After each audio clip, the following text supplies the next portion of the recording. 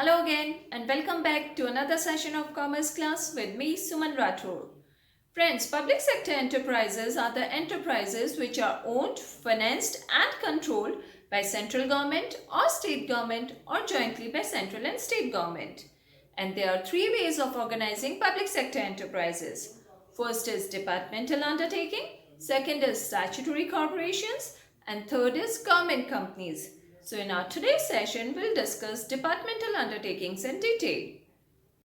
So departmental undertaking is the oldest and the traditional form of organizing public sector enterprises run by central government or state government or jointly by central and state government. They are organized, financed and controlled in the same way like any other government department. Or we can say that important areas of a concerned ministry are divided into the departments, and then these departments are assigned the duties to look after that particular area. They are managed by government officials and are under ultimate control of a minister who is directly responsible to the parliament for the working or the functioning of the departmental undertaking. And the main motive behind setting up of departmental undertaking is to carry on the projects according to the policies and directions of the government. Now, to understand the concept of departmental undertaking in detail, let's focus on its characteristics. So first is attached to a particular ministry. Departmental undertakings are under the overall and ultimate control of a minister who is attached to the central and state government. And that particular ministry is held responsible for the working and results of that departmental undertaking. Second is no separate legal entity. Now, departmental undertakings cannot enjoy the powers of separate entity as they are regarded as part of the government, which means that they have no separate legal entity distinct from the government. Next is financed out of government budget. Now, departmental undertakings are financed directly from government exchequer and budgetary allocations.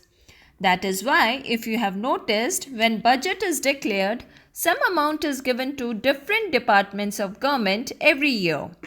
And the revenue earned by these departments is also contributed to government treasury. Next is under direct control of the ministry.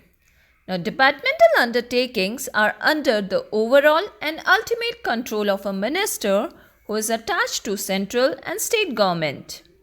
And that minister delegates his authority downward to manage the affairs of departmental undertaking, because that particular ministry is held responsible for the working and results of that departmental undertaking. Next is managed by government officials.